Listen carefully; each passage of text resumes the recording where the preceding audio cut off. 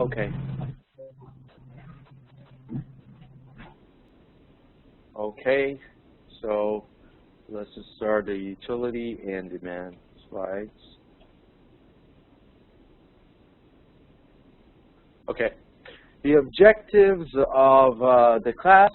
After this lecture, you'll be able to describe preferences using the concept of utility and distinguish between total utility and marginal utility.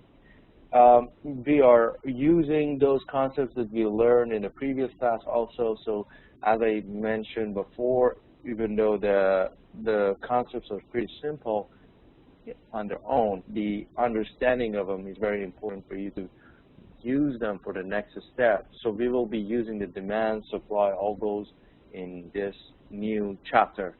So the understanding of the previous concepts that we discussed is really necessary for today's class. Then explain the marginal utility theory of consumer choice. Use marginal utility theory to predict the effects of changing prices and incomes. And finally, explain the paradox of value.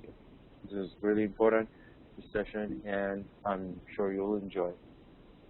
Okay, the first question that I will pose, which is a very simple question, but probably not that easy to answer, is why is water, which is so vital to life of us, is far cheaper than diamonds, which are not essential? Nobody dies if you don't have a diamond, but we die after a few days without water.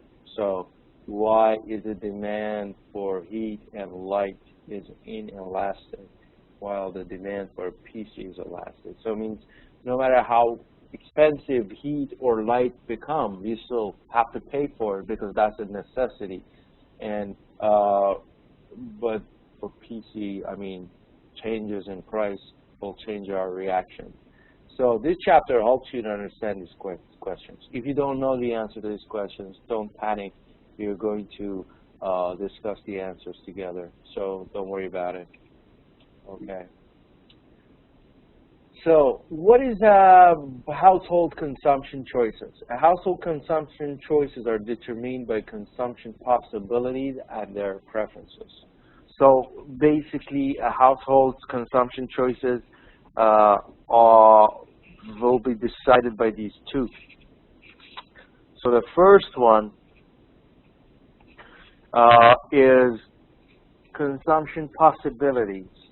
What do we mean by that? A household consumption possibilities are constrained by the budget and the prices of the goods and services it buys. So the possibilities that we have is limited by the budget that the household has and the prices of goods and services that it buys. A budget line describes the limit to a household's consumption choices. So there is a budget line for consumption possibilities. So within that budget line, which is the limit to the household consumption choices, the household will decide, and of course it's limited to a certain number of goods and services that they can buy. And of course, preferences is simple, it's self-explanatory. The preferences that the household has, what are their preferences, what do they like and what do they dislike. Okay. We have the household consumption choices in a graph. Here we have, let's say, the soda and the movies per month. As you can see, the shaded area, which is called affordable, are those that the customers can pay, can buy. So that red line is a limit to it's like the budget line. So everything above or beyond that budget line is unaffordable for the household. So the household can afford all the points on or below the budget line, which is the red line. And the household cannot afford points beyond the budget line. That is pretty simple. So every household has certain possibilities. They can buy certain stuff, which is according to their preferences, but as long as it is within their budget line. Okay, so household preferences determine the benefits or satisfaction a person receives consuming a good or service. The benefit or satisfaction from consuming a good or service is called utility. That is very important. Understanding this is key to our future discussions. So the benefit, this is what we define for utility. What do we mean by utility? We mean the benefit or satisfaction from consuming a good or service that you get, and we call it utility. And then we have total utility, is the total benefit a person gets from the consumption of a good, and generally more consumption gives you more utility. That's pretty simple. So the benefit you get from consuming a good or service is called utility, and the total benefit the person receives from consuming goods or benefit is called total utility. So the more you consume, the more utility you get, right? Okay. First of all, can everybody hear me? I just wanted to double confirm before I go any further. Everybody can hear me, right? Okay, awesome.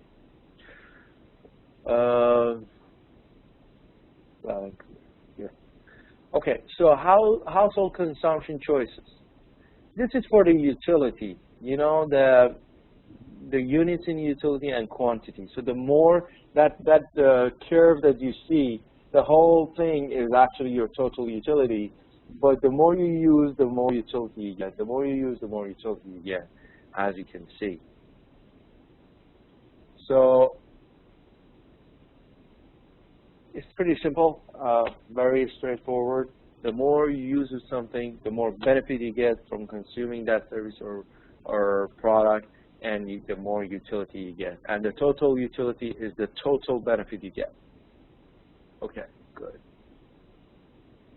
Marginal utility.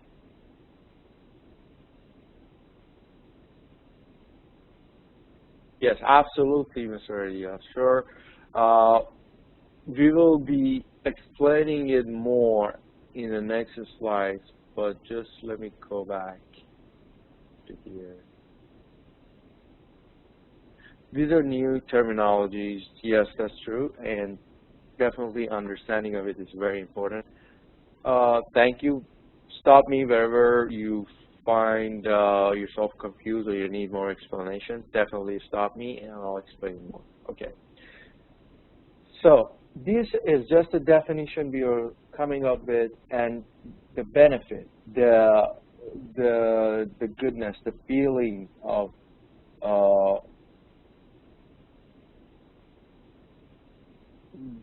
how to put it in a simple word, I would say, just what you get from using or consuming a good or service. So that satisfaction that you achieve by using a good or service, we call it utility. So total utility is the total satisfaction, the total benefit you get from consuming goods or services. So that is total utility. And then we discussed the fact that the more of that product you use, the more utility you get. Very simple. And as you can see here, as we go higher, means the quantity of that soda is more, the more utility or benefit you get from the using soda. Okay. Now we are going to talk about marginal utility. This is also very important. So marginal utility is the change in total utility that results from 1 unit increase in the quantity of good of the good consumed. So if you increase your consumption in that good 1 unit, the amount of benefit or satisfaction that is increased because of that 1 unit, we call it marginal utility. So let's say if you have 1 soda, you get this much, let's say one utility. If you add another soda, means you take another soda, like 2 sodas, then the amount that you benefit more is called marginal utility. So as the quantity consumed of a good increases, the marginal utility for consuming it decreases. So this is also very important. As we go along, I mean, this is very, very important in understanding the concept of marginal utility. And it's when you are drinking a soda, so let's say you're thirsty and you drink one soda. Okay, the utility you get is as the highest as you can get because you're thirsty and you enjoy that one soda. But the second soda, you will not enjoy as much as the first because you're not as thirsty. So the third soda, the benefit you get is even less than the second one. I mean, you're still increasing, but the fact that you're not as thirsty will decrease the benefit you get. So this saying is that as the quantity consumed increases, the marginal utility decreases. So we call this decrease in marginal utility as the quantity of the goods as diminishing marginal utility. So diminishing marginal utility, as you can see here, you see the curve, you know, the slope is because of that same fact. You see how steep it is in the beginning? So you take one soda, your marginal utility is 75. So this one soda has this much benefit for you. But for the second soda, the increase is not as much. It's not 75 multiplied by 2. It's 75 plus, let's say, 20 or something. You know? So the second soda doesn't give you as much benefit as the first one. And the third one is giving you even less.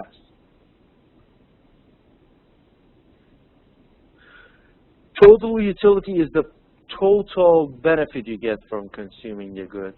And marginal utility is not partial utility, it's just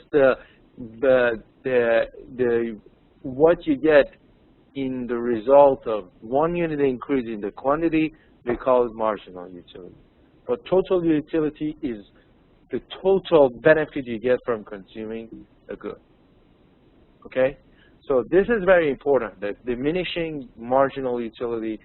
So as we discussed, the first soda gives you 75. The second soda doesn't give you 75 times 2 because the second soda doesn't give you as much benefit as the first one. So we call this a diminishing marginal utility. So the quantity consumed as it increases, the marginal utility from consuming it decreases in the sense of the amount of the unit. As we said, the more you consume, the more utility you get. But the amount of utility decreases, we call it diminishing marginal utility. Is everybody following me? Any questions so far? These are very crucial. If you don't understand, please ask me.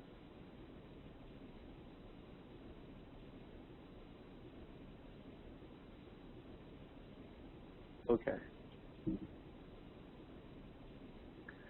So, then the figure B here illustrates diminishing marginal utility. So this is another chart showing that the marginal utility, the units of utility and the quantity. So as the quantity increases, you see the marginal utility decreases in the sense that the amount of benefit that you get is decreasing. So that's why the slope is in different direction. As I said, the first unit gives you 75. The second unit increases only like 30, 40, and then it decreases to the point that like when the more you get, it gets to a point that the more you get doesn't give you that much extra benefit. Okay, maximizing utility. The key assumption of marginal utility theory is that the household chooses the consumption possibility that maximizes its total utility. The utility maximizing choice. We can find the utility maximizing choice by looking at the total utility that raises from each affordable combination. So the assumption is that households, they choose the possibility, the consumption possibility that gives them the highest total utility. So when we look at the total utility that arises from each affordable combination, so equalizing marginal utility per dollar spent, maximizing utility. Using marginal analysis, a consumer's total utility is maximized by the following rule. Spend all available income and equalize the marginal utility per dollar spent on all goods.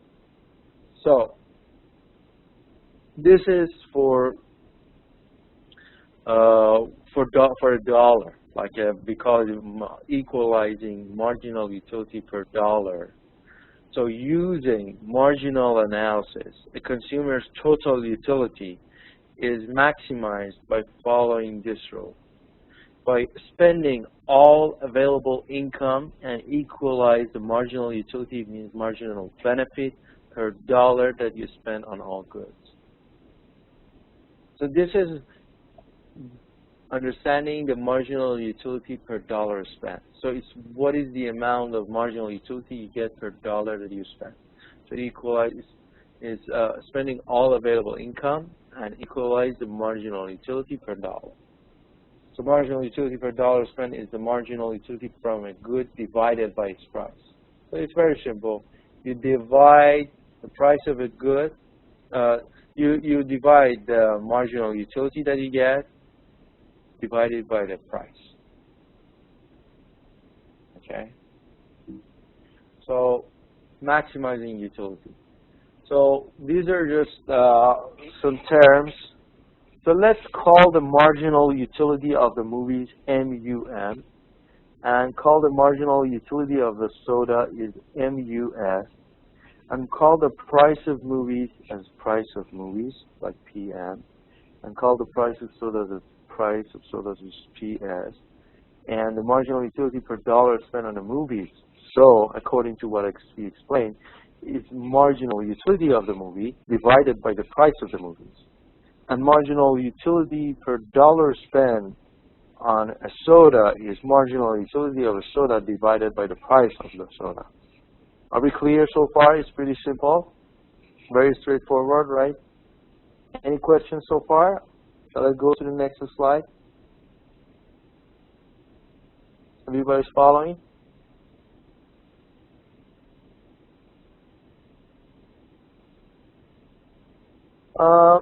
We can do it on services too, but we start with goods because they are easier to understand.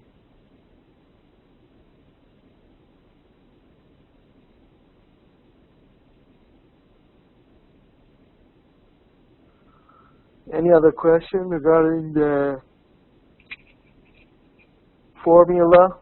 Is everybody with me so far? Any questions?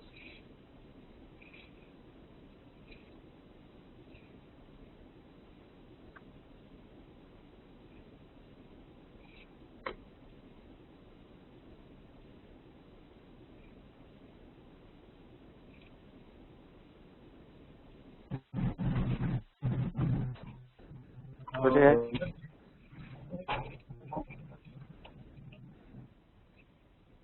Okay, it seems there's no questions. So let's go to the next slide. Okay, so the total utility is maximized. Yep, there is a relationship between a soda and a movie because we are considering them comparatively. Means that when you go to a movie, you probably get a soda, so that's why they're coming together. So the utility is maximized when your marginal utility of movies divided by the price of the movie equals the marginal utility of the soda divided by the price of the soda. So don't get me wrong, the marginal utility of movie means the benefit that you get from watching a movie might be much more than marginal utility of a soda, which is benefit you get from buying a soda and drinking it. But when you divide the marginal utility of a movie to its price, so let's say if a movie is $10, so the benefit you get from watching a movie paying $10, and then you're comparing it to the marginal utility you get from a soda divided by the money that you have to pay for a soda, which is, let's say, $2. So the benefit you get from a soda can be less than the benefit you get from watching a movie. But when you divide it by its price, then it should be the same. So the idea is the benefit you get from a product, a good, should divided by its price should be the same as any other thing, any other good divided by its price. So that's the concept. So it is maximized. The total utility means the total benefit you get is maximized when these are all the same. It means marginal utility you get divided by price equals the marginal utility you get divided by price. That's how pricing works. Okay? Any questions so far? Are we clear?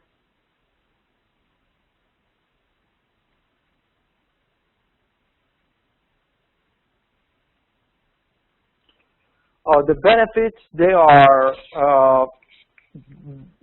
are conceptual. They are not necessarily amounts that we sort of, these are abstract terms. We use arbitrary units. We are trying to discuss abstract terms here. We are not into a very detailed calculation part yet. First of all, we need to understand what we basically mean by all these. So we are not much into calculating exactly what it is for now. Now what is important for us is to understand the concepts. So we need to understand what do we exactly mean by marginal utility, total utility, and then the maximizing the utility, all these. These are what is important. Household means families, yes. Household means every family who lives in a house together. Could be a couple families in one house, so it's still one household.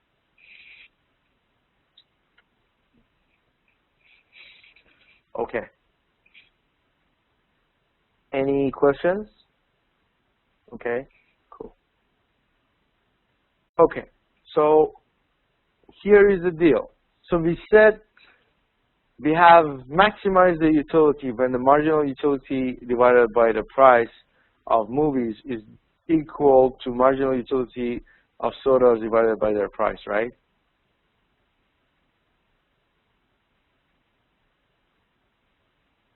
Yeah, marginal utility, as I mentioned, is the increase in the benefit you get from the increase in the quantity of that good. As I said, let's say you drink a soda, one soda, you get 75 marginal utility. If you get 2 soda, what is the amount of increase in the total utility that you get from adding 1 unit, which is 1 soda? So that is marginal utility. Okay, let's say you drink a soda, you get 75. Okay, so now your total utility is 75. But then you add another soda, your total utility, let's say, is 100. So your marginal utility is 25, which means that by adding a soda, you had extra 25 marginal utility, which added altogether to 100. Are we clear so far?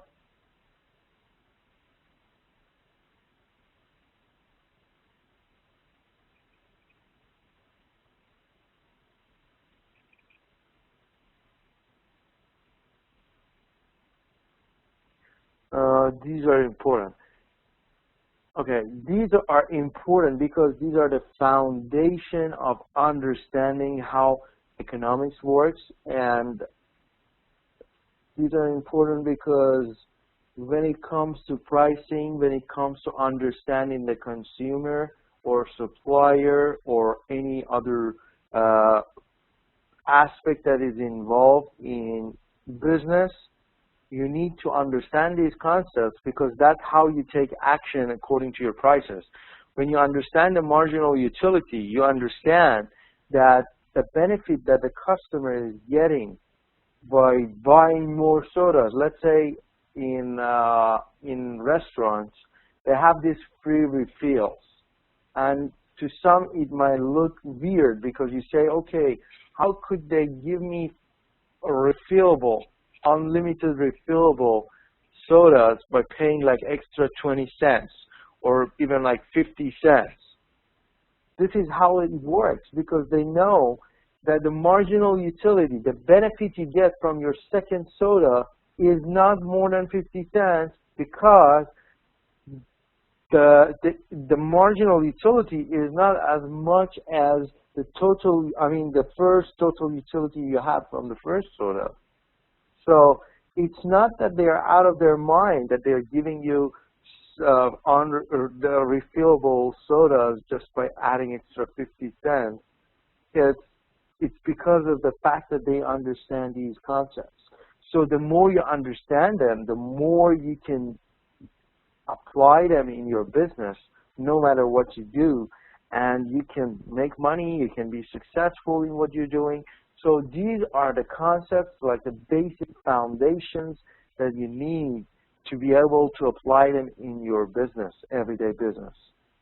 So that is probably the importance of it to you as a seller, as a person who is providing the good or service, and also as a consumer, because you understand the patterns and the reasons behind the stuff, and you would be making better decisions when it comes to buying or purchasing or everything. Sure. So are we good here?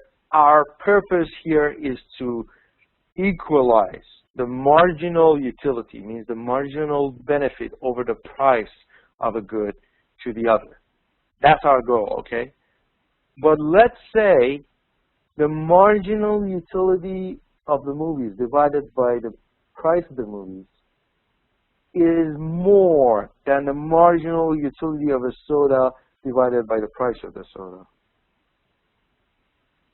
So in this case, if you move $1 from soda to movie, moving $1 from soda to movies increases the total utility from the movies by more than it decreases the total utility of the soda. So the total utility increases. Okay, this is another concept.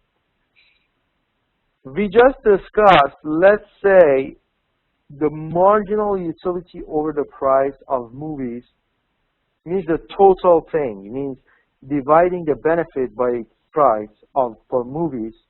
The number you get is higher than the marginal utility of soda divided by its price. It means you get more benefits compared to price from movies, right? So the benefit you get is more. So in this case, if you take $1 that you would spend on soda and put it on the movie, so it means you watch more movies, the total utility will increase. Even though your marginal utility, even though your total utility for soda will decrease, but your total utility overall will increase because you're getting more benefit from watching a movie, and you're spending more on watching a movie and less on watching drinking a soda. So it will increase the total utility. Only when marginal utility of movies divided by its price equals the marginal utility of a soda divided by its price, it is not possible to reallocate the budget and increase the total utility. So in case they are equal, so it would not be reallocate the budget and increase the total utility. When they are not equal, by taking a dollar from one side and putting it on the other side, you can increase or decrease the total utility. Okay, how are we doing on this one? Any questions? Before I move forward to the next slide, I need to make sure you guys understand, because these are like, every next slide is based on the previous slide. So if you don't understand this, I won't be able to explain the next one. So I want to make sure that we are on the same page. Everybody's following me? Any questions so far? Do you understand this analogy here? Any comments?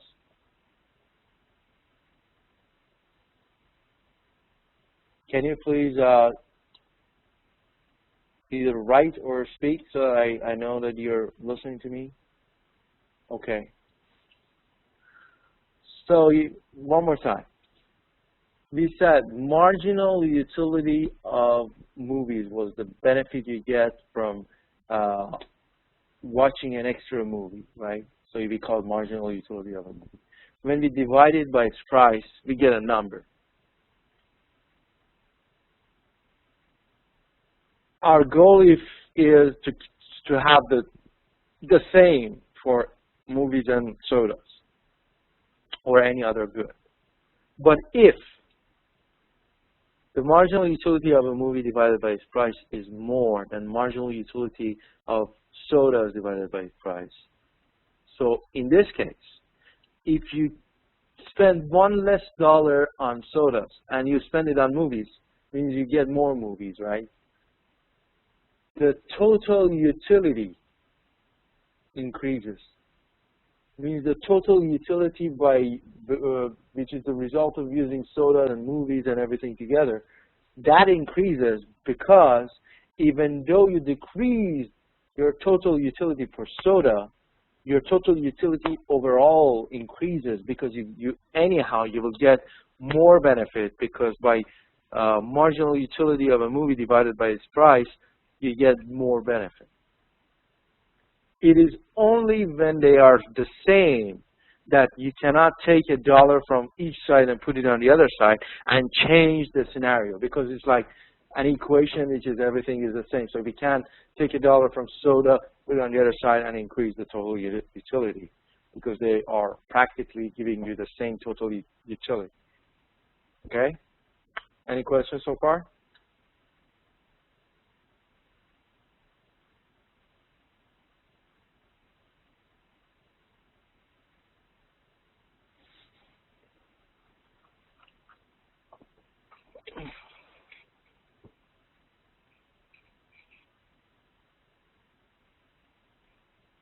As you can see on the chart,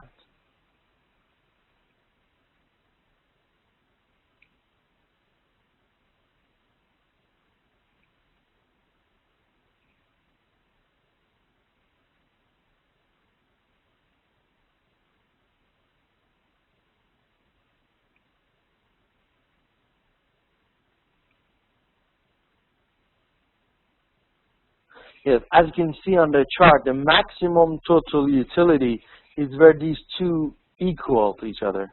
You see?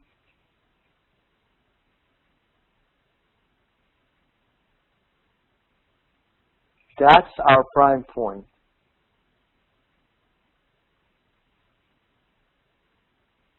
Okay? So let's go to the next slide. Maximizing utility. So now let's think it's the other way around. If, on the same token, if the marginal utility of sodas divided by their price is more than the marginal utility of movies divided by its price, then moving a dollar from movies to sodas increases the total utility from soda by more than it decreases the total utility. So the total utility increases. So same concept. And if they are the same, this doesn't apply. Okay? Are we good?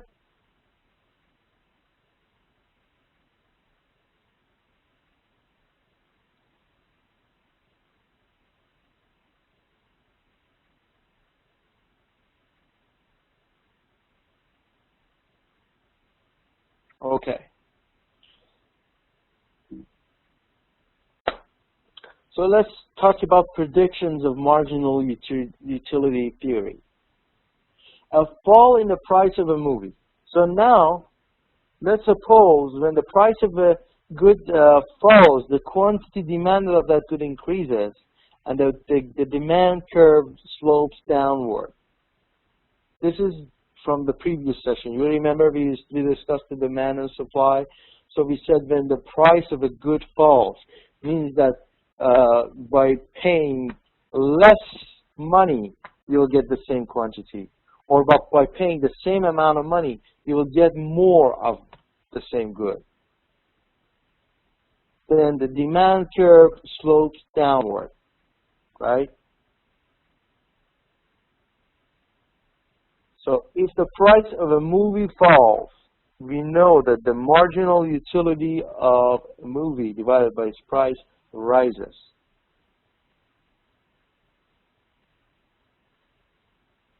So before a consumer changes the quantities consumed, marginal utility of a movie divided by its price would be more than marginal utility of the soda divided by its price. So we are talking about the fact that if you reduce the price,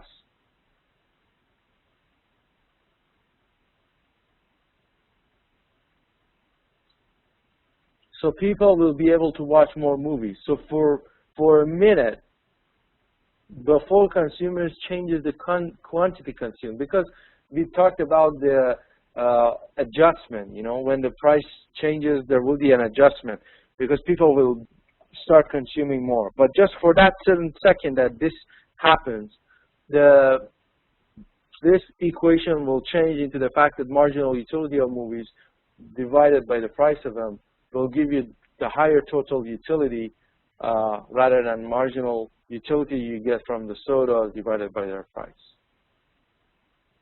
So when it happens, to restore consumer equilibrium or maximum total utility, the consumer increases the quantity of movies consumed to drive down the marginal utility and restore it back to same equation.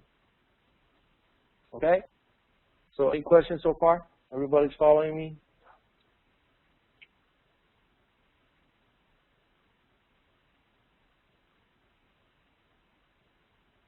Okay? Beautiful.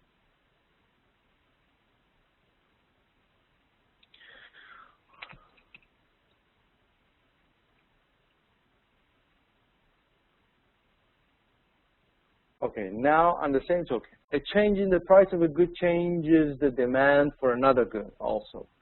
So we discussed this in the previous session also, that we said a change in the price of one good changes the demand for another good.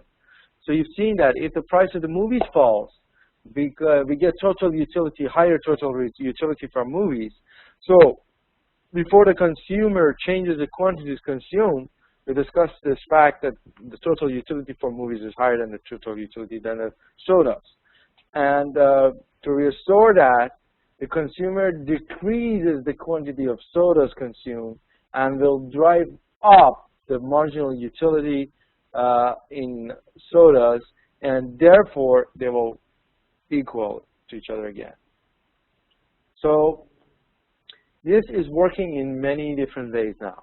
We know the demand and supply, we know the marginal utility, so all of them are in action. So it's not just that we don't, when we talk about marginal utility, it's not that we forget about the demand aspect of it or supply later on, but for now it's just demand. So when the total utility of a movie is higher than the total utility of a soda, means that equation has changed. Consumers automatically will have a lesser demand for soda.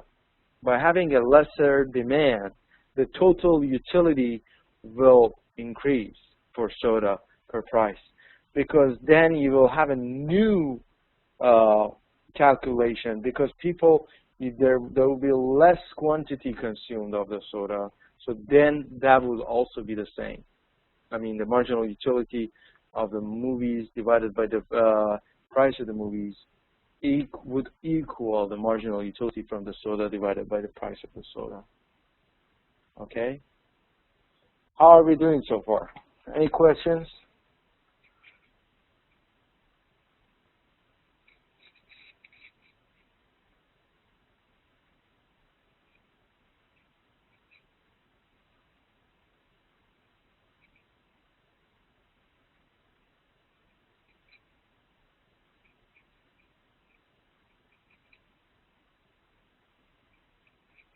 A fall in the price of a movie increases the quantity of the movies demanded, a movement along the demand curve for the movies.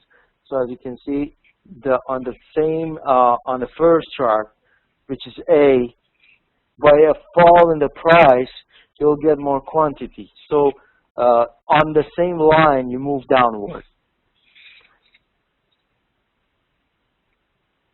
And this fact will change the demand on the soda.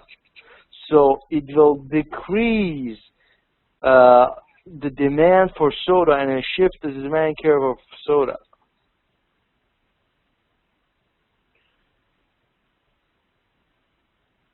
So we start from D0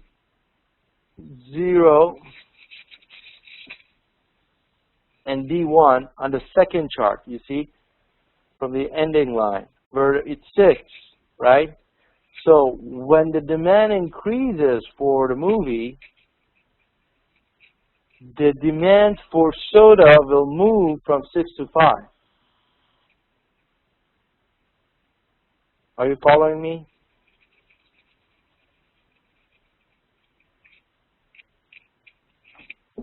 Okay? So, beautiful.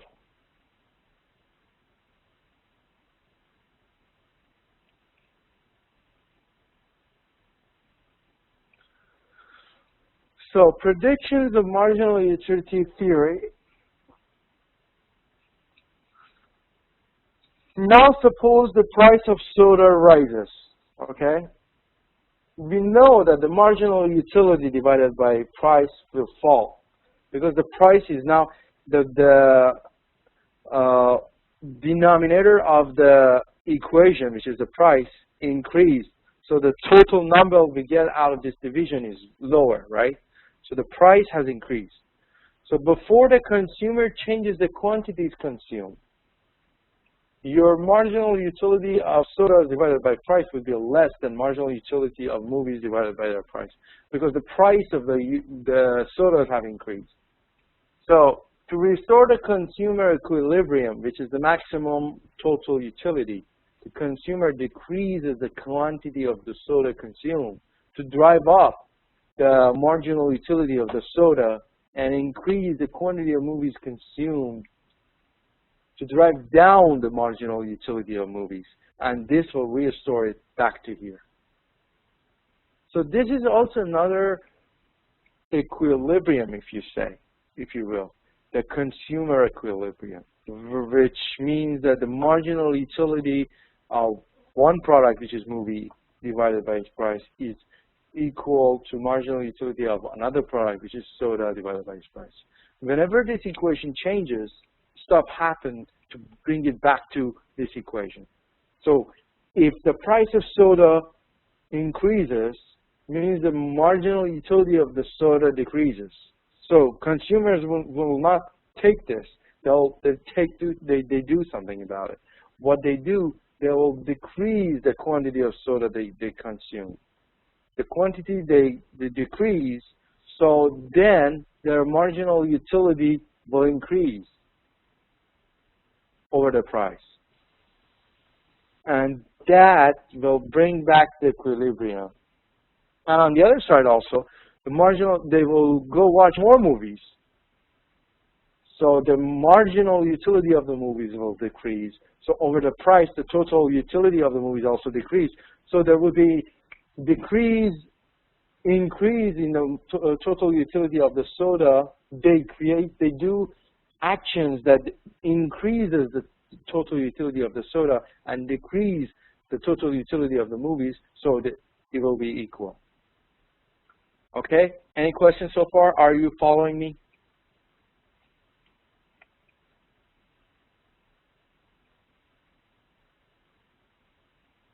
Okay, very good. If you have any questions, stop me and I'll explain it to you.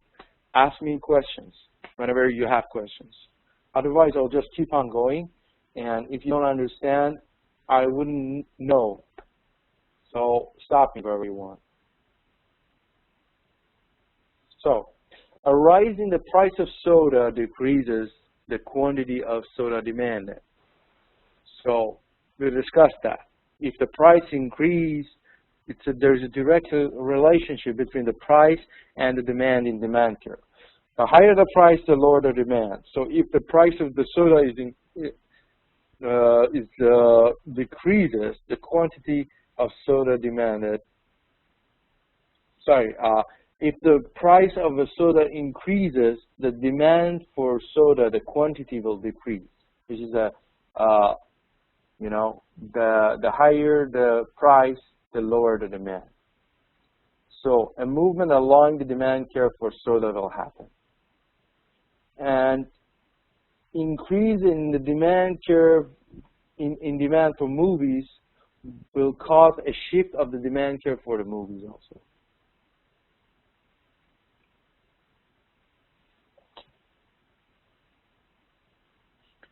So as you can see, changes in the price for soda will create changes in the quantity for the soda, as well as changes in the quantity for the movies. So it has some change, has some influence on the soda itself and on the movies. So it's basically two influences. By changing the price of soda, you are changing the demand for the quantity for soda, which is consumed, and the quantity for movies, which is also consumed. So there are two influences as a result of a change in the price of the soda. Okay, then we have another prediction. Predictions of marginal utility theory. When income increases, the demand for a normal good increases. You remember we talked about normal and inferior goods. Normal goods are those that when your income increases, your demand for them increases, right? So we are just discussing that again. When your income increases, the demand for a normal good increases. So now what do we mean by that? Individual demand and market demand. The market demand for a good is the relationship between the price of a good and total quantity demanded for that good. So market demand is the relationship between the price of that good and total quantity that is demanded. The individual demand for a good is a relationship between the price of a good and the quantity demanded by one person. So we have two different type of demands. One is market demand, one is individual. The figure on the next slide that I'm going to show you shows how we sum the individual demand curves to obtain the market demand. So, as you can see in the first two slides, we have two separate individuals. One is Lisa's and the other one is Chuck's.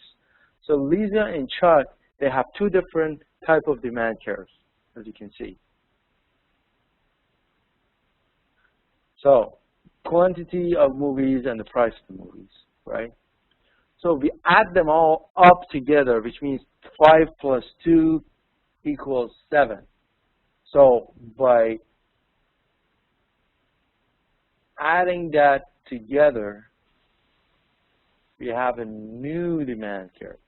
So it means that the total number of movies per price, which is seen by everybody, not just Mark or Lisa, that will be our total or market demand. Now, let's talk about another concept called marginal utility and elasticity. So we can predict the price elasticity of a demand for a good by knowing the characteristics of the marginal utility of the good. So in this case, we are trying to understand, first of all, do you all know what is elasticity of demand for a good? Elasticity is when there are some demands which are elastic and inelastic. We discussed that in the first session when we discussed about demand and supply. So elastic is when changes in the price of a good will changes the demand. But when they are inelastic, means the change in the price, they don't change the demand that much. So there is a relationship between marginal utility and elasticity of the demand. So if as the quantity consumed, marginal utility diminishes rapidly, then a given price change will bring a small quantity change to restore consumer equilibrium, and the demand will be inelastic. So if the quantity that you consume from a product means when you take more of a product, the marginal utility means the extra benefit diminishes rapidly. Means the first soda will give you 75, then suddenly the next soda will only give you 5 marginal utility. Then the change in the price of the good will bring a small quantity change to restore the equilibrium, and then the demand will be inelastic. Means the changes in the price will not matter that much because the customer only takes, let's say, one of that good, and the second one is not as important to the customer. Are you following me so far? Any questions?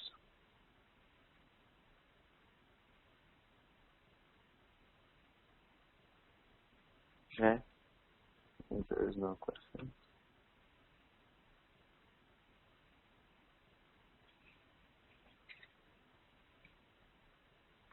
Okay, efficiency, price, and value.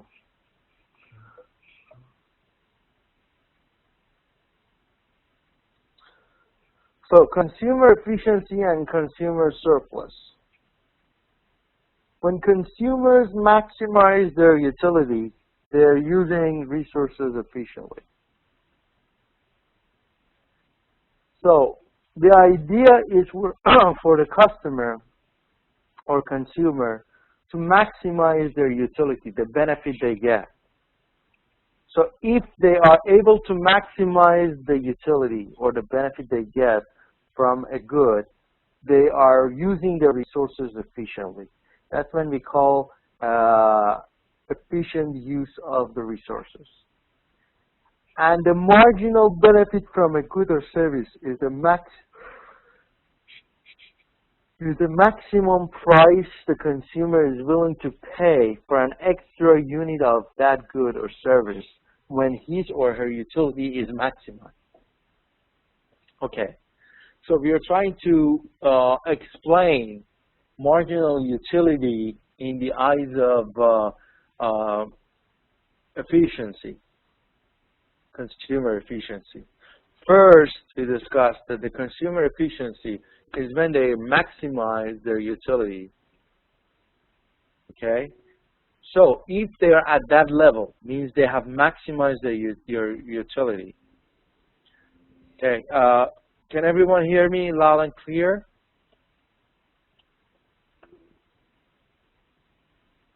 Okay, great. Awesome.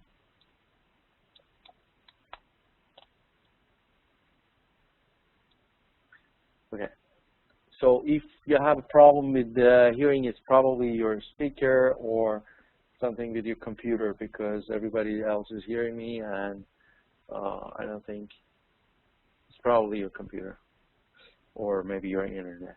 Okay. So knowing that the consumer has maximized their utility, the marginal benefit of a good or service is actually the maximum price the consumer is willing to pay for an extra unit of service or good when they have maximized their utility. So that is actually the definition.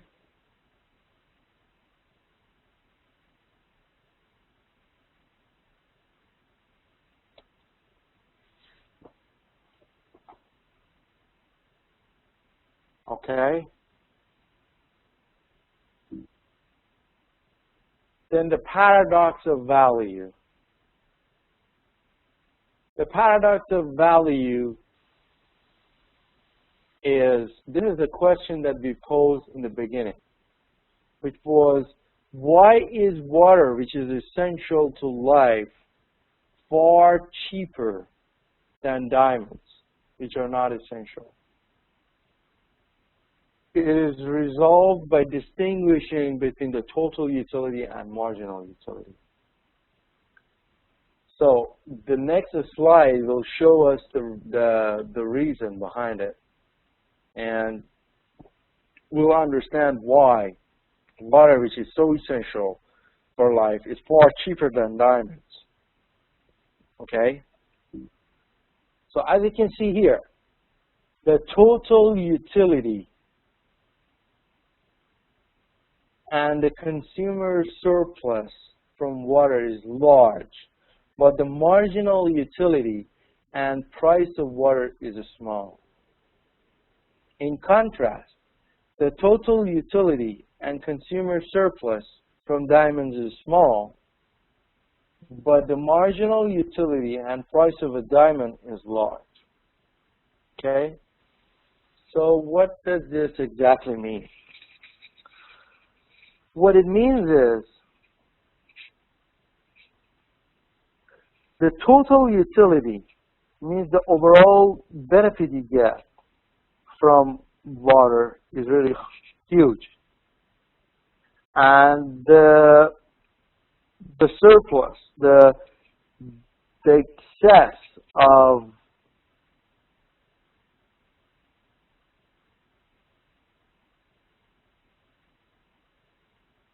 consumption of water is really huge. But what is small is the marginal utility. So means that when you have an extra glass of water, the benefit you get from it is much less than, let's say, diamond, which is in contrast, has the case that the total utility you get, the total benefit you get is really low, and there's the consumer surplus is really low, but the marginal utility means the extra benefit that you get from having an extra diamond is way more than water. Who has a question so far? Any comments, any questions? Yeah, that's right. Because of the satisfaction. So, any questions so far? Okay, it's clear. That's awesome. Okay, as long as it's clear. So that's the answer to this question that we had in the beginning, and that will be the end of this chapter. So before we discuss for a case in the class, first I want to open for any questions or comments. Do you have any questions anywhere? Does anybody have a question?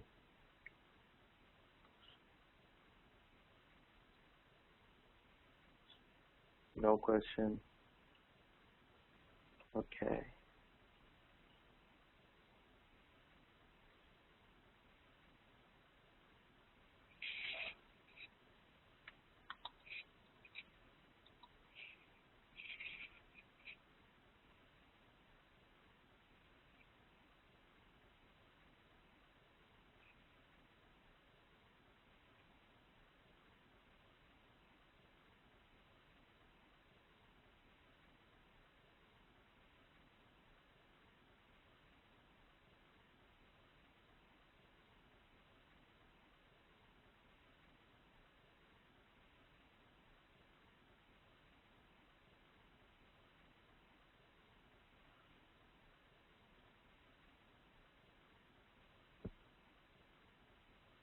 Okay.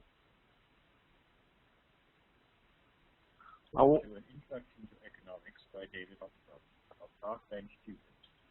This podcast is the first of two podcasts on utility and okay.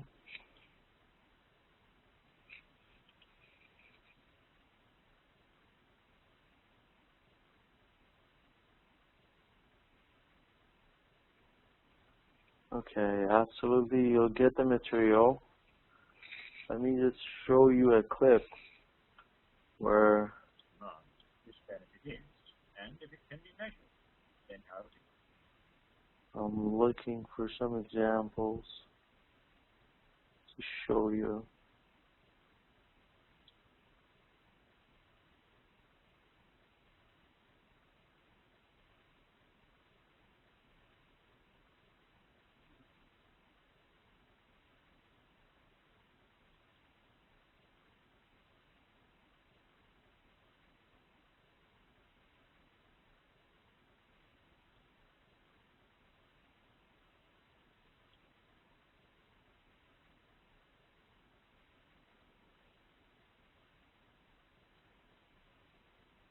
Okay.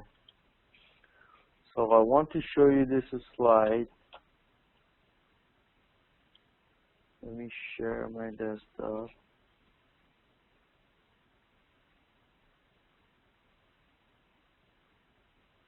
Okay. So let me show you this. Is about the same concept that we discussed. Okay. What do people, anyone really, want out of life? To be happy. How do people make themselves happy? By consuming things, cars, books, travel, education, that will make them happy. Take Jim, for example. He really likes cookies. How much happiness can he get from cookies? I mean, if there were an unlimited supply of cookies available, and Jim didn't have to worry about money because the cookies were free, could we make him infinitely happy? Let's try this experiment with Jim, but go ahead and feel free to try this out at home. You make cookies and only cookies. This is important. If you allow even a drink, it'll change the experiment. Available to Jim. As many as he wants, free of charge. After he eats each cookie, have him rate that cookie based on how much it added to his overall sense of well-being. You know, if he was hungry and loves cookies, he'd probably give it a 10. If he's already eaten or if it's just a stomach filler, it might be a 4 or a 5. And if it adds nothing whatsoever to his well-being, it's a 0. I once tried using oatmeal raisin cookies for this experiment, and the test case actually spat the cookie out on the table. Turns out she hated raisins. Since this cookie actually took away from the sense of well-being, it's appropriate to give it a negative rating. Okay. Okay. Can you guys see the movie?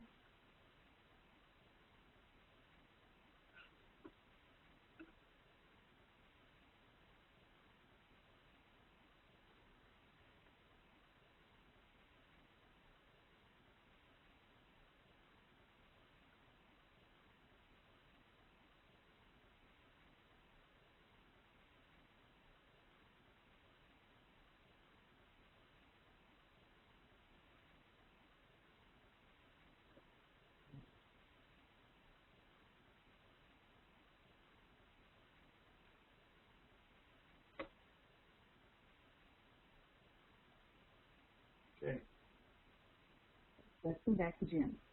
Jim loved cookie number 1. He was hungry, and it really hit the spot. This first cookie added 10 to his overall sense of well-being.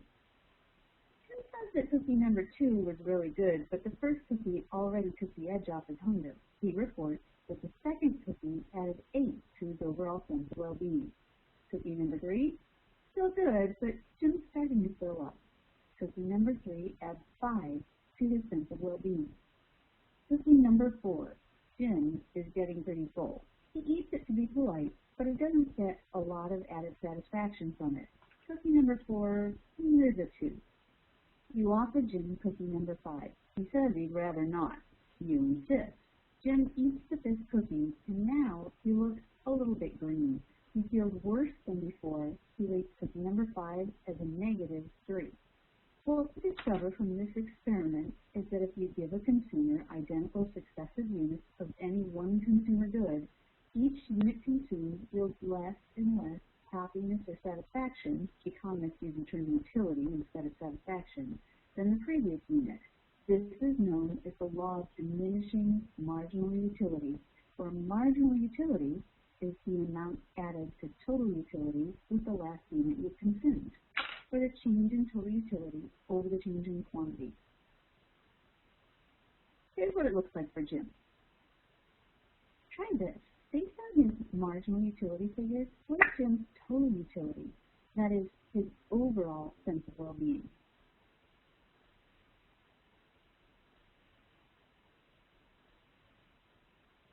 At what point should Jim have stopped eating cookies? That is, where would he have maximized his utility or happiness as a consumer?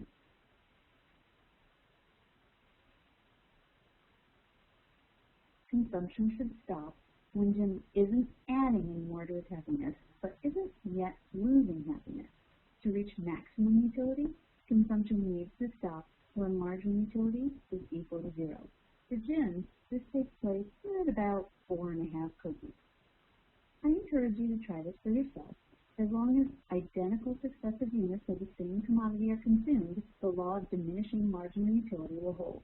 Of course, a model such as this, with only one product, no prices, and therefore no worry about income or budget, is not entirely realistic, but these layers are the next step. Next time, consumer equilibrium.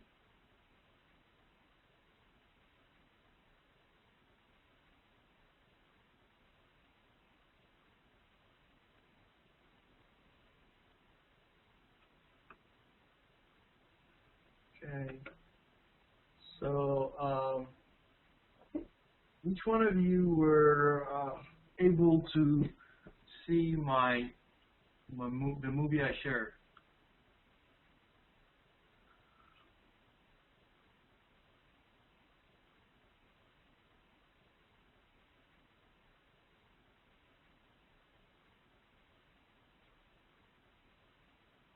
Okay.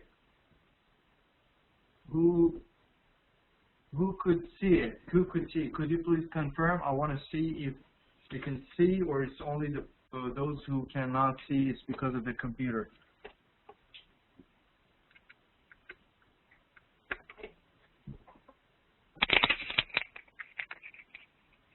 Okay, so you saw the movie. Okay, that's good. So those of you who are not able to see,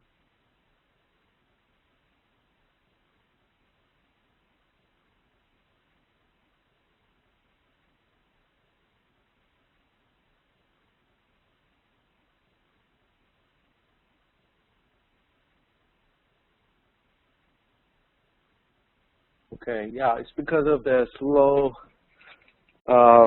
your internet is not as fast, probably. Sure, I'll put it on the Facebook link of the YouTube. It's really interesting and helpful, so I'll just put it there. Okay. So let's watch the other one, which is about equilibrium also. Let me just put this first one on the Facebook.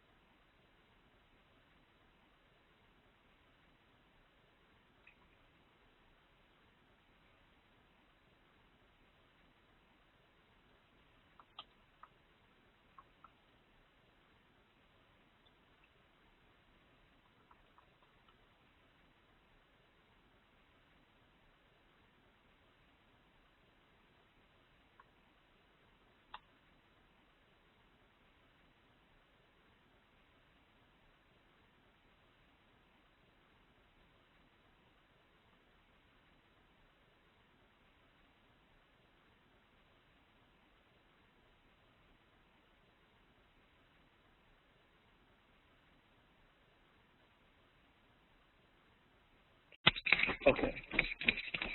So I took the first slide on your MBA page. Now let's watch the equilibrium as well that we discussed. Okay. Minimize this. Okay. Share my desktop. Okay. So let's see this one now.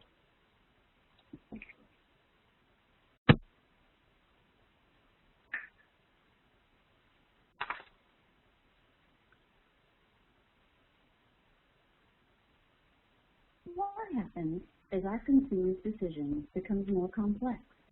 That is, how does Jim maximize his utility when faced with choosing among multiple products and having to worry about prices? Let's say that Jim stops off at the mall food court for some lunch, and for him, at this moment, the marginal utility of a slice of pizza would be 100 units of utility. The marginal utility of a small soda would be 50 units of utility. To maximize utility, which should Jim take first? If he has no worries over income or price, he would choose the pizza. But the fact is that prices do matter. In this case, let's say that the pizza is $2.50 and the small soda is $1. If Jim considers how to get the most added satisfaction per dollar spent with each spending decision, then he will achieve the maximum possible utility when all of his income has been spent. So, which product yields greater added satisfaction, marginal utility, per dollar? Take a look at the pizza. The marginal utility over the price is 100 util, or units of satisfaction, divided by $2.50. The pizza yields 40 units of utility per dollar. The Coke gives 50 units of utility and costs $1, so it yields 50 units of utility per dollar. Coke wins this one. But hold on a minute. Once I buy the Coke, the marginal utility of Coke falls, and then what? Eventually, as the consumer continues the pattern of choosing the greatest marginal utility per dollar spent, an equilibrium will be reached. Consumer equilibrium occurs when the marginal utility per last dollar spent is equal across all goods, and all income has been spent. Think about it this way. What if this isn't true? What if, say, product K gives more satisfaction per dollar than any other product? I'd do better to cut back elsewhere and buy more of product K. Similarly, if product W gives less marginal utility per dollar spent, you'd want to cut back on W until all were equal.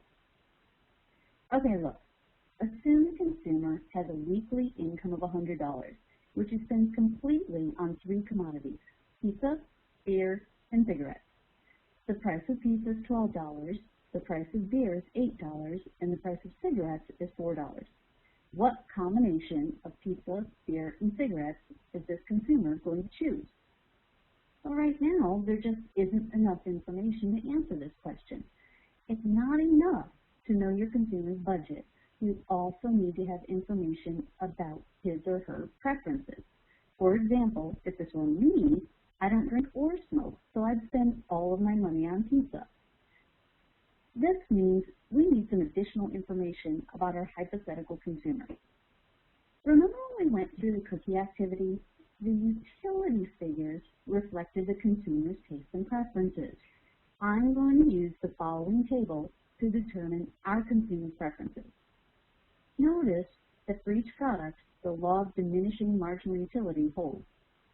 And remember, our consumer has $100, price of pizza is $12, price of beer is $8, and the price of cigarettes is $4. Pretend for a moment that you are this consumer, and like all consumers, you're a utility maximizer. What would you choose first? The first pizza, the first beer, or the first cigarette? It's easy to go astray on this one because the first pizza yields the greatest additional utility. The problem is that the 85 units of utility are also more expensive than the alternative. To figure out where to get the biggest bang for your buck, we're going to have to calculate not just marginal utility, but marginal utility per dollar spent. This isn't too hard. All we need to do is divide each of the marginal utility figures by the price of that product. For example, that first pizza, yes, it yields 85 units of added utility, but those 85 units will cost you $12. That means that the first pizza really yields 7.08 units of utility per dollar. Is this the best you can do? No. Take a look at that first pack of cigarettes. Even though it has a lower added utility than either pizza or beer, it's also cheaper than the other products. Per dollar, the cigarettes yield more additional satisfaction. So the consumer's first choice is to buy the first pack of cigarettes. At $4, the consumer still has $96 left. What will we choose next? Now that the first pack of cigarettes has been consumed, the question is, will this consumer choose the first pizza, the first beer, or the second pack of cigarettes? At 12 units of utility per dollar, cigarettes still win out over the first pizza, 7.08 units of satisfaction per dollar, and the first beer, 8.75 units of satisfaction per dollar. So the consumer chooses the second pack of cigarettes, leaving him with $92. And so the process goes. The consumer chooses a third pack of cigarettes, leaving $88, and then switches to his first beer, apparently thirsty after 3 packs of cigarettes. He still has $80 left, so he continues, going right back to cigarettes. Next is the second beer, then finally some food with the first pizza. Still having $56, our consumer keeps going. The third beer, the 5th cigarettes, then the second pizza, followed by the 4th beer. Now stop for a minute. What do you notice about the next choice? What would be the best option? The third pizza, the 5th beer, or the 6th cigarette? They all yield 5 additional units of utility per dollar. Each of them would be an equally good choice. Coincidentally enough, our consumer has $24 remaining, exactly enough to purchase one more of each commodity with 0 leftover income. In the end, this consumer, given $100, will choose 3 pizzas, 5 beers, and 6 cigarettes for a total utility of 717 units of satisfaction. I can tell this by adding up the marginal utilities from the units consumed. We take a look at the pizza. The first gave 85, the second gave 72, the third gave 60, for a total of 217 units of satisfaction from those 3 pizzas. You could calculate for the cigarettes and the beer as well. Overall total, 717 units. This consumer has achieved consumer equilibrium, where the marginal utility per last dollar spent for each good is equal. No other combination gives greater utility. Just to prove this to yourself, you could spend your $100 in either of the following ways, but what would your total utility be? Next time, indifference curve. Okay.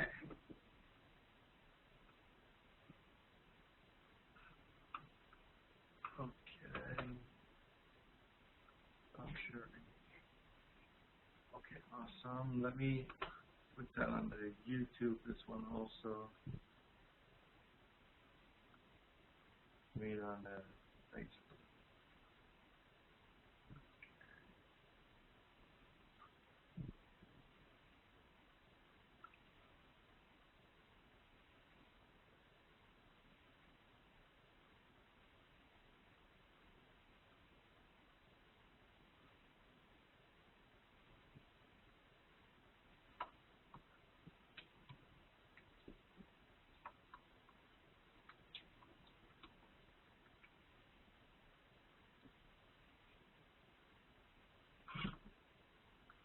Okay.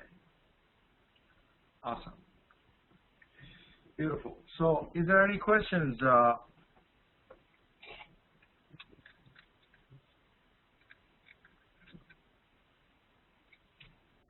Anybody have any questions for me?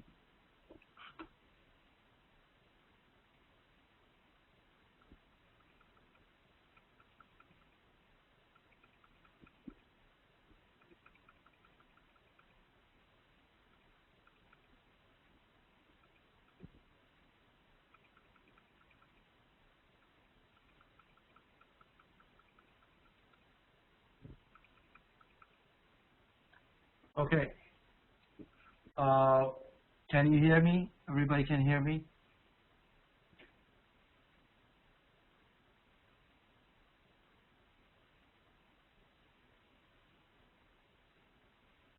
Can you please hear me?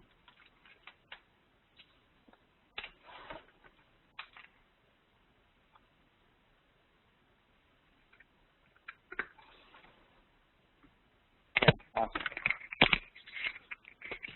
Very good. So these two clips that I showed, they're some nice examples of the same concepts that we discussed in the class about cookies and how they mean actually what they exactly mean by all those concepts. So it's they're really useful and helpful to understand and get a better understanding of the concepts that we discussed. So is there any questions on the topics that we went through in the class? So all we basically covered is the preference of the customers. They have preferences, and also what is the total utility and marginal utility. The total is the total benefit they get. Marginal is the additional benefit they get by adding an extra unit. And I did put those links on the MBA Facebook page, so you can absolutely go and watch it there as well. And also in my LMS, when we share this video, when they put it there, they will have that video also, so you will be able to watch it there as well.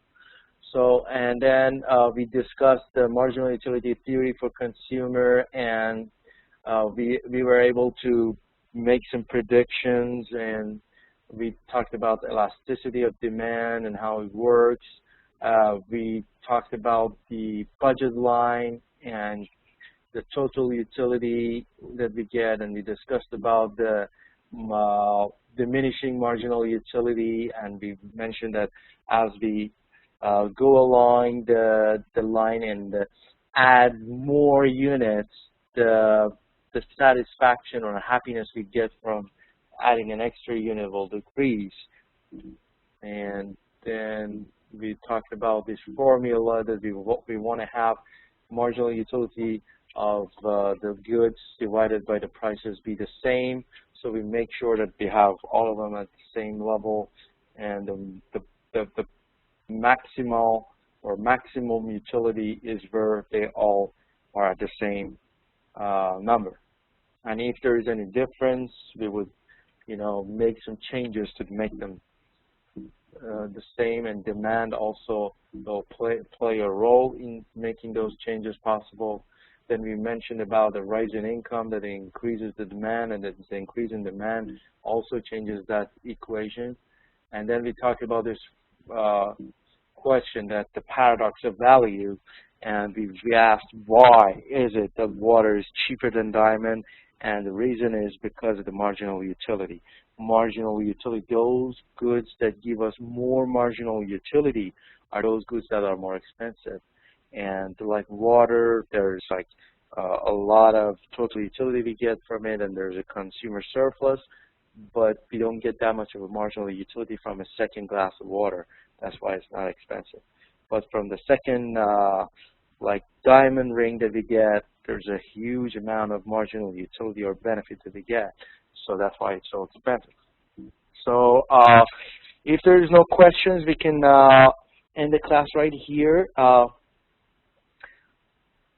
Anybody has any questions for me or comments?